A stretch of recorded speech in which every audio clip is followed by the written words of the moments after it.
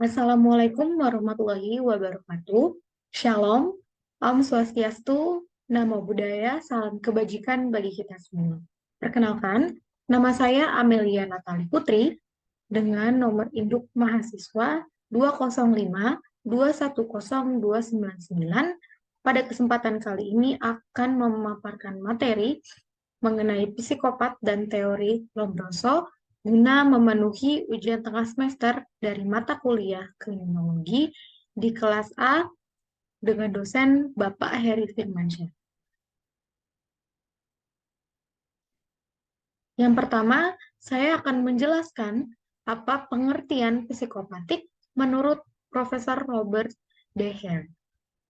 Menurut Profesor Robert De Heer, psikopatik merupakan istilah yang dituju pada penderita gangguan yang dialami oleh para psikopat, di mana mereka memiliki definisi gangguan kepribadian yang merusak hubungan secara sosial, dilihat dari hubungan antar pribadi yang mencangkup karakteristik perilaku, egosentris, manipulatif, kebohongan, kurangnya rasa empati, rasa bersalah, atau penyesalan, serta kecenderungan untuk melanggar norma dan pernyataan umum yang legal.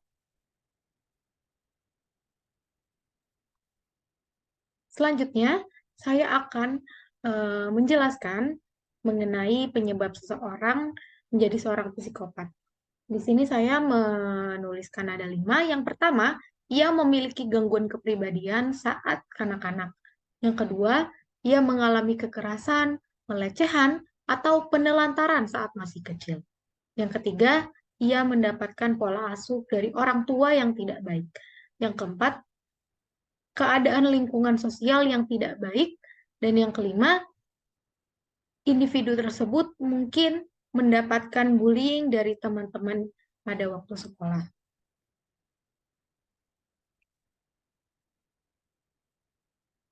Selanjutnya, saya akan menjelaskan pandangan dari kriminologi terhadap psikopat.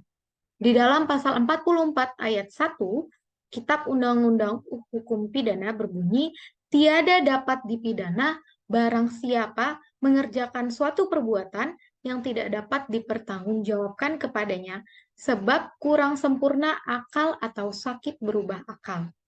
Biasanya, pasal tersebut digunakan untuk menangani tindak pidana yang dilakukan oleh orang gila dengan gangguan mental. Sedangkan seorang psikopat disebut dengan orang gila tanpa gangguan mental. Artinya, psikopat tetaplah orang normal pada umumnya. Namun, mereka memiliki kepribadian ganda yang menyerupai orang yang berkelainan jiwa. Jika dalam pasal tersebut status kejiwaan seseorang tidak diatur secara tegas dan jelas dalam hukum, maka akan menimbulkan kekeliruan di kemudian hari.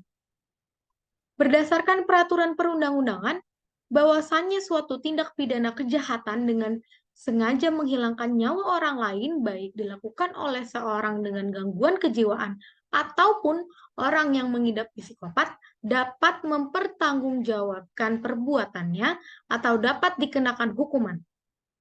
Namun, dengan penuh pertimbangan untuk meringankan tersangka tindak pidana tersebut, dapat dilihat dari pemeriksaan serta medis apakah keadaan tersangka tersebut mampu atau tidak mempertanggungjawabkan tindakannya. Jatuhan hukumannya tetap didasarkan oleh keterangan para saksi ahli serta proses pemeriksaan.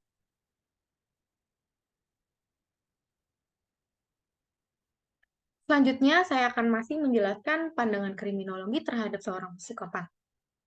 Menurut pakar hukum Universitas Al-Azhar Supaji Ahmad yang menjelaskan kepada VOI bahwa dalam ranah pidana, psikopat tidak masuk ke dalam kategori gangguan kejiwaan, sebab psikopat lebih kepada permasalahan kepribadian, di mana masih memiliki akal sehat untuk berpikir atau menentukan suatu hal.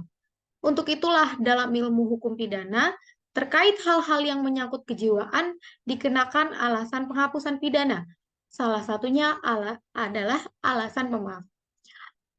Alasan pemaaf adalah alasan yang menghapus kesalahan dari si pelaku suatu tindak pidana, sedangkan perbuatannya tetap melawan hukum.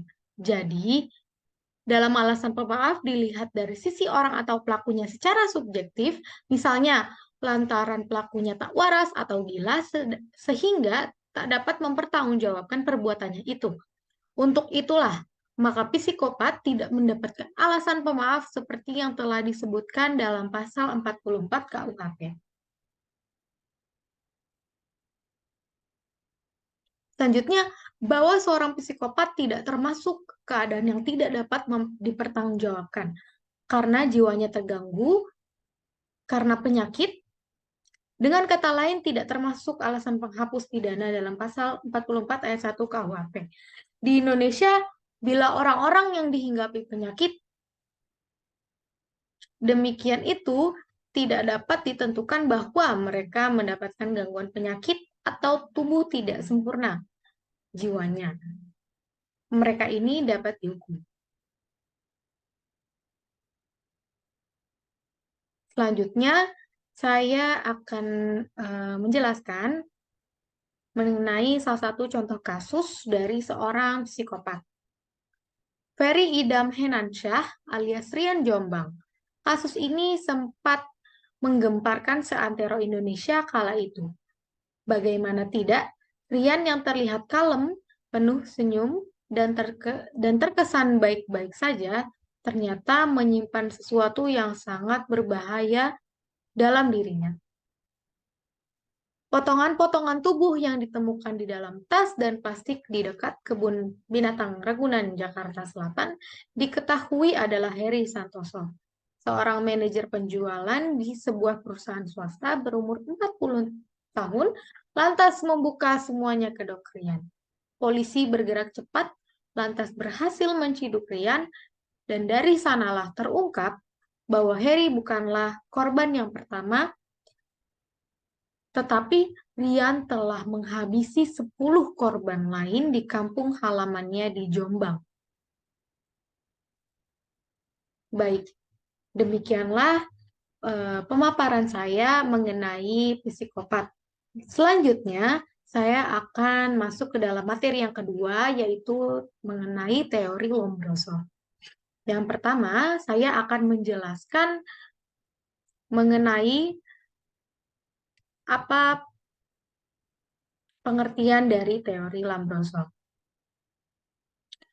Teori Lombroso tentang born criminal atau penjahat yang dilahirkan menyatakan bahwa penjahat memiliki bentuk seperti nenek moyang yang mirip kera dalam hal sifat dan watak dibandingkan mereka yang bukan penjahat. Menurutnya, penjahat memiliki ciri fisik yang sama dengan manusia pada tahap awal perkembangan menjadi seorang manusia. Lombroso beralasan bahwa para penjahat seringkali memiliki ciri tubuh, rahang yang besar, dan gigi taring yang kuat. Dan jangkauan atau rentan lengan bawah penjahat sering lebih besar dibandingkan dengan tinggi mereka. Selanjutnya, ada beberapa proporsi yang dikemukakan oleh Lombroso. Yang pertama, penjahat dilahirkan dan mempunyai tipe yang berbeda-beda. Yang kedua, tipe ini bisa dikenal dari beberapa ciri tertentu, seperti tengkorak yang asimetris, rahang bawah yang panjang, hidung yang pesek, rambut janggut yang jarang, dan tahan terhadap beberapa rasa sakit. Yang ketiga, tanda-tanda lahiriah ini bukan merupakan penyebab kejahatan, tetapi merupakan tanda pengenal kepribadian yang cenderung mempunyai perilaku kriminal. Yang keempat, karena adanya kepribadian ini, maka mereka tidak dapat terhindar dari suatu perilaku kejahatan, kecuali bila lingkungan dan kesempatan tidak memungkinkan. Yang kelima, penganut aliran ini mengemukakan bahwa penjahat seperti pencuri, pembunuh, pelanggar seks dapat dibedakan oleh tanda atau ciri tertentu.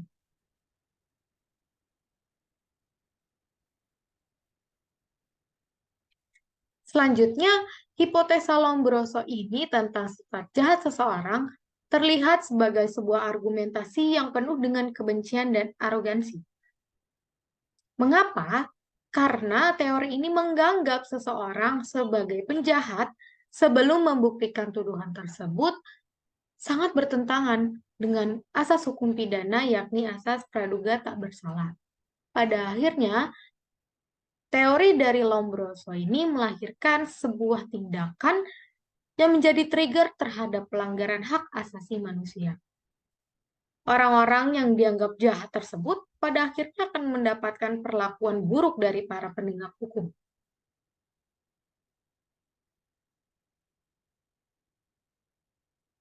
Selanjutnya, dalam karyanya, Lombroso mendasarkan pada hasil penelitian terhadap narapidana di sebuah penjara. Sebagai seorang ahli forensik atau kedokteran kehakiman, Lombroso meneliti tengkorak kepala para narapidana. Ia mencoba untuk menemukan korelasi antara bentuk fisik dengan sebab kejahatan. Pada akhirnya, ia mencetuskan sebuah teori yang kurang relevan atau aneh. Menurut Lombroso, seseorang yang memiliki bakat jahat memiliki ciri fisik tertentu seperti wajah asimetris seperti yang saya sebutkan di awal. Yang pertama, wajah asimetris, bibir yang tebal, rambut keriting, hidung pesek, dagu lancip, dan tulang pipi yang keras.